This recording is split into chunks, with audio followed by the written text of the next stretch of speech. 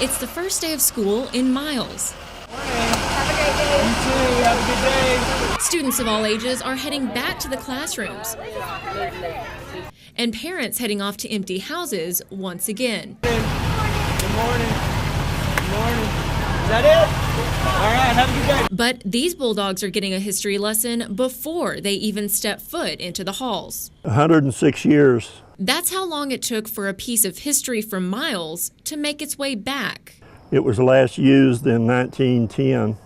Terry Pinkert has lived in Miles for 71 years. He knows the history of this tiny town inside and out. It was about 112 years old because the school was built in 1905 or probably 1904, as big as it was. That's over a century old is the Miles Schoolhouse bell. When the school's roof was redone due to a leak in 1910, the bell tower wasn't rebuilt and the bell ended up being forgotten. Discarded the bell with the debris from the roof, and it was found out in the field. The town's blacksmith is the one who eventually found the bell. He was going to melt it down so he could reuse the metal. That's until his friend, George Tillman Schwartz, saw it one day and said he wanted it. He took it to California and restored it. After spending decades across the country, His daughter said any occasion he could come up with, he would drag it out and ring the bell. Schwartz's daughter, Cecilia Dodd, reached out to Pinkert a few months ago. They could have just let it go, you know.